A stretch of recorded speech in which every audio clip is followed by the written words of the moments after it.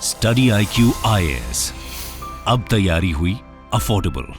नमस्कार दोस्तों I am sure कि पिछले एक हफ्ते से केरला की जो मलयालम फिल्म इंडस्ट्री है उसके बारे में काफ़ी आप सुन रहे होंगे। इसका कारण यह है कि बहुत सारी एक्ट्रेसेस ने, फीमेल वर्कर्स ने आरोप लगाया है कि फिल्म इंडस्ट्री के अंदर जो मेल डोमिनेशन चलता है इसकी वजह से उनको बहुत सारी प्रताड़ना झेलनी पड़ती है। और ये सारी चीज़ें तब हो रही हैं, आपको पता होगा, कुछ हेमा कमीशन की रिपोर्ट सामने आई है। ये खबर आप देख सकते हो, not just a Kerala story, Hema committee report a wake up call for Indian cinema. और इसी के बारे में हम डिटेल से जानेंगे कि एग्जैक्टली हो क्या रहा है और यहाँ पर जो हेमा कमीशन की रिपोर्ट आई है उसके अंदर क्या क्या चीज़ें बोली गई हैं। काफ़ी चौंकाने वाली चीज़ें आपको देखने को मिलेंगी। ऑल्दो ये बात आप सबको पता ही होगा कि कुछ साल पहले बॉलीवुड के अंदर भी यहाँ पर मी टू का जो पूरा प्रोटेस्ट है वो चला था। कुछ वही चीज़ आपको केरला में भी देखने को मिल रहा है। चलिए आगे बढ़ते हैं, लेकिन उससे पहले मैं आप सबको बता दूं कि 2025 के कोर्स के साथ साथ स्टडी IQ का जो प्रतिज्ञा प्लस का बैच है 2026 के लिए, that is long term batch,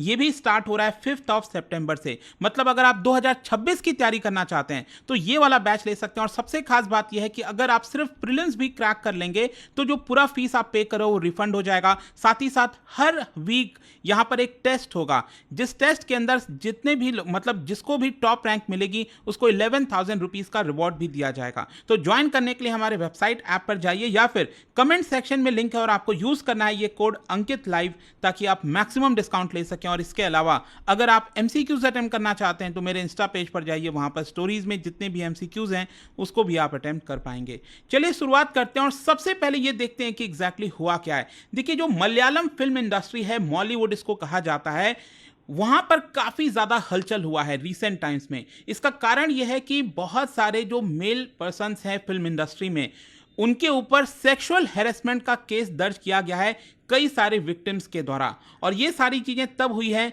जब जस्टिस हेमा कमेटी की जो रिपोर्ट है वो सामने आई है। मैं आपको बता दूं, पिछले हफ्ते की बात है, 235 पेज की जो रिपोर्ट है जस्टिस हेमा कमेटी की, ये रिलीज किया गया था। ऑल्दो मैं आपको बता दूं अभी फुल रिपोर्ट जारी नहीं किया गया है, उसमें से बहुत सारे जो पेजेस हैं अभी उसको छुपाया गया, उसका अलग कारण है, मैं आपको आगे बताऊंगा। लेकिन आप देख सकते हैं यहां पर बताया जा रहा है कि जस्टिस हेमा कमेटी की जो रिपोर्ट है अभी ये मंडे को रिलीज की गई थी। और ध्यान रखिएगा, ये रिपोर्ट अभी बनकर तैयार नहीं हुई है, 4.5 साल पहले ही ये रिपोर्ट बनकर तैयार हो गई थी और इसको चीफ मिनिस्टर के पास सबमिट कर दिया गया था, लेकिन इसको अभी तक रिलीज नहीं किया गया था। लेकिन मैं आपको बता दूं, इस पूरे रिपोर्ट के अंदर यहां पर एक्सप्लॉयटेशन, डिस्क्रिमिनेशन, जिस प्रकार से चीजें दिखाई गई हैं, मतलब सुनोगे अगर आप तो काफी ज्यादा आपको दुख भी होगी, पीड़ा भी होगी कि इतने बड़े स्तर पर भी यहां पर सेक्सुअल हैरेसमेंट झेलना पड़ता है महिलाओं को। खैर, यहां पर सबसे पहला क्वेश्चन यह है कि ये जो हेमा कमेटी है इसको बनाया क्यों गया था, क्या कोई कारण था? जी हां, मैं आपको बता दूं, 2017 में 17 फरवरी को एक हादसा हुआ था। बेसिकली बताया जा रहा है कि मलयालम फिल्म इंडस्ट्री में एक जो लीडिंग एक्ट्रेस हैं उनको अबडक्ट कर लिया गया, किडनैप कर लिया गया और उन्हीं के गाड़ी में ग्रुप ऑफ मेन के द्वारा, कुछ पुरुषों के द्वारा सेक्सुअली असॉल्ट किया गया गाड़ी के अंदर।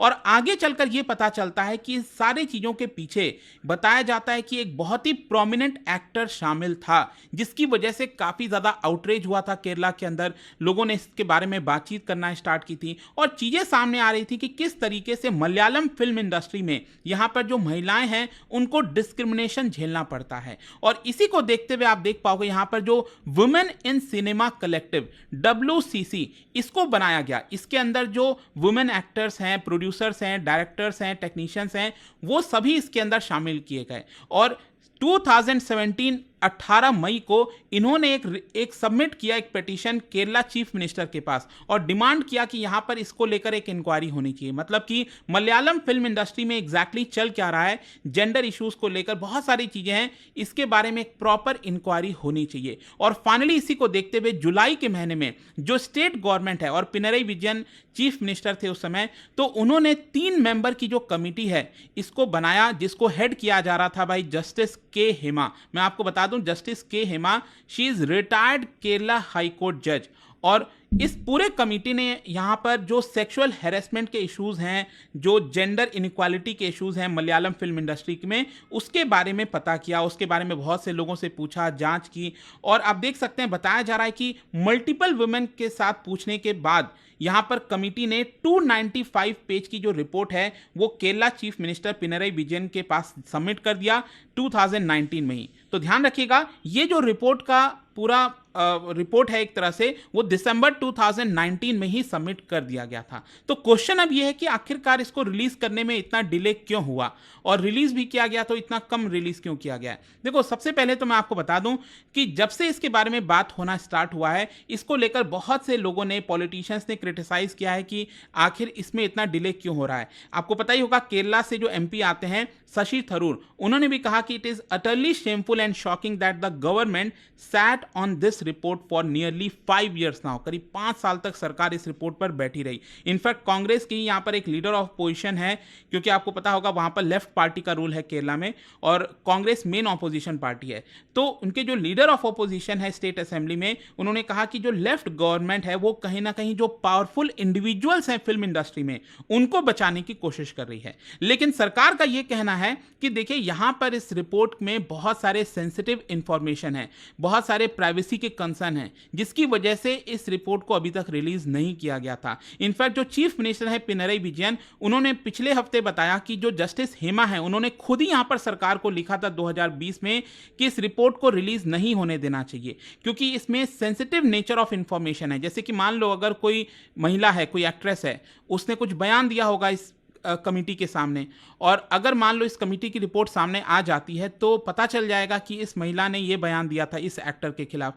तो एक तरह से यहां पर जो प्राइवेसी है उसका मामला आ जाता है। तो इसकी वजह से यहां पर ये रिपोर्ट को पब्लिश नहीं करना चाहिए। और 2022 में भी आप देख पाओगे, यहाँ पर जो केरला कल्चरल अफेयर्स मिनिस्टर हैं, उन्होंने भी कहा कि यहाँ पर क्योंकि कॉन्फिडेंशियलिटी का मामला है और बहुत से जो रेस्पोंडेंट्स हैं, उन्होंने कहा था कि मेरी जो पहचान है वो पब्लिक नहीं होनी चाहिए, जिसकी वजह से ये रिपोर्ट पब्लिश नहीं किया जा रहा था। लेकिन देखिए, बार बार मांग आ रही थी कि रिपोर्ट को पब्लिश करना चाहिए, अदरवाइज कैसे सुधार होगा। और फाइनली क्या होता है, 2022 जनवरी में केरला सरकार एक और पैनल बनाती है। पैनल इसलिए बनाती है ताकि कैसे हेमा कमीशन रिपोर्ट में जो रिकमेंडेशन लिखा हुआ था उसको इंप्लीमेंट कैसे किया जाएगा, इसका प्लान बनाने के लिए एक पैनल बनाया जाता है।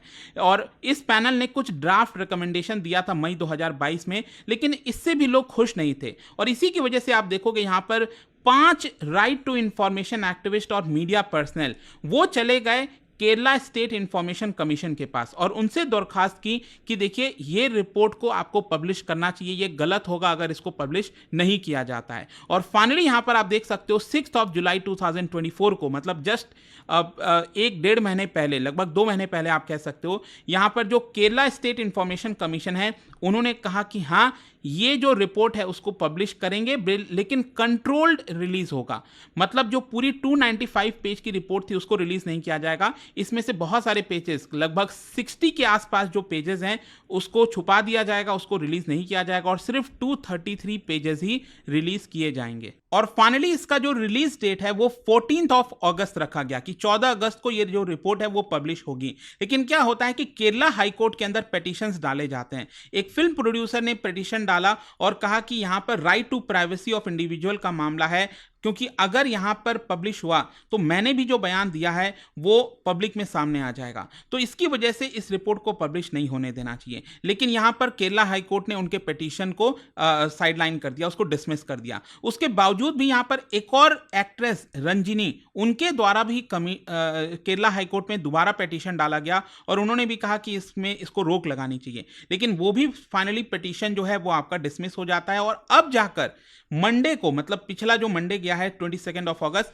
तब जाकर यहां पर जो रिपोर्ट है उसको पब्लिश की जाती है। तो अब फाइनली क्वेश्चन यहां पर यह है कि जो भी रिपोर्ट पब्लिश किया गया उसके अंदर क्या क्या चीजें सामने आई हैं। तो मैं आपको बता दूं, इसमें सबसे पहले तो यह बोला गया है कि पूरे मलयालम फिल्म इंडस्ट्री में सेक्सुअल हैरेसमेंट का कल्चर है। मतलब बहुत ज्यादा सेक्सुअल हैरेसमेंट होता है और ये महिलाओं को झेलना पड़ता है, एक्ट्रेसेस को झेलना पड़ता है, ऐसा मलयालम फिल्म इंडस्ट्री में बोला गया है। इसमें यह भी बोला गया there is existence of casting couch. आपको पता ही होगा कास्टिंग काउच का मतलब होता है जो पावरफुल मैन होते हैं फिल्म इंडस्ट्री में, वो यहां पर कहते हैं कि अगर आपको फिल्म में काम करना है, अगर आपको अपॉर्चुनिटी चाहिए, महिलाओं को कहा जाता है, एक्ट्रेस को कहा जाता है, तो आपको सेक्सुअल फेवर देना होगा। मेरी जो सेक्सुअल डिमांड है उसको पूरी करनी होगी, तभी आपको फिल्म में काम करने का मौका दिया जाएगा। तो दैट इज कास्टिंग काउच। तो इसका भी एग्जिस्टेंस बताया गया है मलयालम फिल्म इंडस्ट्री में। फिर इसके अलावा ये भी बोला गया है कि महिलाओं को वर्क प्लेस पर बहुत ज़्यादा जो वल्गर कमेंट्स हैं वो सब झेलना पड़ता है। जो कई बार ये भी होता है कि जो मेल एक्टर हैं, को एक्टर्स हैं, तो वो लोग शराब पी लेते हैं, दारू पी लेते हैं और उसके बाद महिलाओं के रूम में जाकर घुस जाते हैं। तो इस तरह की चीज़ें हेमा कमीशन के अंदर बोला गया है, रिपोर्ट में बोला गया है। फिर इसके अलावा देखिए बोला जा रहा है कि एक तरह से बहुत ज़्यादा डर है महिलाओं में, एक्ट्रेसेस में, कि अगर सेक्सुअल हैरेसमेंट का कोई भी अगर वो केस करती हैं, रिपोर्ट करती हैं, तो उनको नेग्लेक्ट कर दिया जाएगा, फिल्म इंडस्ट्री से बाहर निकाल दिया जाएगा, ना तो कोई काम करने दिया जाएगा। और यही चीज़ कमिटी की रिपोर्ट में बोला गया कि जो डर यहाँ पर दिखा रही थी महिलाएं, वो बताने के लिए रेडी नहीं थी। जब क्योंकि कमिटी ने बहुत से लोगों से जाकर मिली, मुलाकात किए, तो ऑफ रिकॉर्ड यहाँ पर महिलाएं जो है वो कहती थी कि हाँ, हमें प्रताड़ना झेलनी पड़ती है, सेक्सुअल असॉल्ट मेरे साथ हुआ है, लेकिन वो पब्लिकली इस चीज़ को नहीं कह सकती क्योंकि यहाँ पर बहुत ज़्यादा टॉक्सिक कल्चर है। स्पेशली फैन क्लब्स भी बने हुए हैं वहाँ पर केरला की फिल्म इंडस्ट्री में, और अगर कोई भी किसी एक्टर के खिलाफ सवाल उठाता है और इस तरह के सेक्सुअल हैरेसमेंट के केस करता है, तो उस महिला के ऊपर हैरेसमेंट किया जाता है। इनफैक्ट साइबर हैरेसमेंट भी होता है, साइबर बुलिंग की जाती है, जिसकी वजह से उनको फिर आगे से कोई काम नहीं मिलता। और इसके अलावा देखिए एक और चीज बोला गया कि all mail mafia of influencer actors, ये प्रोड्यूसर्स और एक्टर्स का पूरा मेल माफिया जो है वो मलयालम फिल्म इंडस्ट्री में देखने को मिलता है। और इसमें बोला गया है कि चाहे कोई महिला हो या फिर पुरुष हो, अगर उन माफियाज के खिलाफ कोई भी सवाल उठाते हैं तो अगेन उनको एक तरह से फिल्म इंडस्ट्री में कोई काम करने नहीं मिलता है, उनको वाइप आउट कर दिया जाता है। तो ये सारी चीज़ें हेमा कमेटी की रिपोर्ट में सामने आई हैं। इसके साथ साथ ये भी बोला गया कि महिलाओं के लिए जो प्रॉपर बेसिक फैसिलिटीज़ होनी चाहिए वर्क प्लेस पर, वो भी नहीं होता। एक मान लो चेंजिंग रूम हो गया, टॉयलेट्स हो गए प्रॉपर, तो उन सब की काफ़ी कमी देखी गई है। इसके अलावा जेंडर पैरिटी में काफ़ी ज़्यादा देखने को मिलता है, क्योंकि जो रिटन कॉन्ट्रैक्ट है वो यहाँ पर नहीं किया जाता, तो जो फीस वगैरह पे की जाती है तो महिलाओं को अगेन वहाँ पर कम मिलता है। तो ये सब कुछ कमिटी की रिपोर्ट में सामने आया है और इसीलिए यहाँ पर इतनी ज़्यादा हलचल मची। और जैसे ये कमिटी की रिपोर्ट चल रही थी, इसके बारे में सामने आई, तो बहुत सारी जो महिलाएं हैं, जो फीमेल एक्ट्रेसेस हैं फिल्म इंडस्ट्री में, मलयालम फिल्म इंडस्ट्री में, वो उन्होंने यहाँ पर मी टू का इल्ज़ाम लगाया कि मेरे साथ भी इस तरह का हैरेसमेंट हुआ है, और इसीलिए एक पूरा चेन बन गया यहाँ पर। अब अल्टीमेटली हुआ क्या है कि यहाँ पर जो AMMA है, association of Malayalam movie artist, इसको एक तरह से डिसॉल्व कर दिया गया। और इसके जो प्रेसिडेंट हैं मोहनलाल, एक बहुत ही वेटरन एक्टर हैं मलयालम फिल्म इंडस्ट्री में, ठीक है, तो ये प्रेसिडेंट थे अभी, तो इन्होंने भी यहाँ पर प्रेसिडेंट के पद से रिजाइन कर दिया। और देखिए उनका अभी जस्ट स्टेटमेंट आया है, कल ही यहाँ पर इसके बारे में काफ़ी चर्चा हो रही है कि उन्होंने स्टेटमेंट ये दिया है कि देखिए मलयालम फिल्म इंडस्ट्री को जिस तरीके से अभी दिखाया जा रहा है, हम इतने बुरे नहीं हैं, हम बाकी के फिल्म इंडस्ट्री से काफ़ी बेटर हैं, लेकिन हाँ, जो भी आरोप लगाए गए हैं जिन भी एक्ट्रेसेस के द्वारा, इसकी पूरी जांच होनी चाहिए, प्रॉपर इसको देखना चाहिए और दोषी को सजा होनी चाहिए, ऐसा उनके द्वारा बोला गया है। लेकिन साथ ही साथ मैं आपको ये भी बता दूं कि जो नेशनल कमीशन फॉर वुमेन है, उन्होंने संज्ञान लेते हुए ये कहा कि हेमा कमेटी की जो रिपोर्ट है उसका पूरा पर्दाफाश होना चाहिए, मतलब पूरा जो रिपोर्ट है वो रिलीज किया जाना चाहिए। अब देखना होगा कि वो पूरा रिलीज होता है कि नहीं, बट आई होप कि इस वीडियो के माध्यम से जो भी कुछ हो रहा है मलयालम फिल्म इंडस्ट्री में वो आपको अच्छे से समझ में आ गया होगा। और जाने से पहले एक इंटरेस्टिंग क्वेश्चन, क्योंकि हम फिल्म्स की बात कर रहे हैं, क्या आप बता सकते हो भारत में 1904 में सबसे पहला फिल्म थिएटर ये किसके द्वारा बनाया गया था? आपको बताना है इन 4 ऑप्शन में से। इसका राइट आंसर आप सबको पता है, मेरे इंस्टाग्राम पर तो मिलेगा ही, वहां पर अगर आप नहीं हो कोई बात नहीं, टेलीग्राम से ले सकते हैं इसका सही उत्तर। मैं कई सारे जो MCQs हैं वो यहाँ पर स्टोरीज में डालता रहता हूँ। अगर आपको PDF चाहिए तो टेलीग्राम पर आइए, अलग अलग सोशल मीडिया पर आप जुड़ पाओगे। और जैसा मैंने आपको बताया, अगर आप UPSC की तैयारी कर रहे हैं, कोई भी बैच चाहते हैं, स्पेशली 2026 में हमारा जो लॉन्ग टर्म बैच स्टार्ट हो रहा है प्रतिज्ञा प्लस का, वो आप ले सकते हैं by using this code Ankit live. And I hope कि वीडियो आपको पसंद आया होगा। मिलता हूं आपसे next time, till then thank you. Study IQ IAS, अब तैयारी हुई अफोर्डेबल।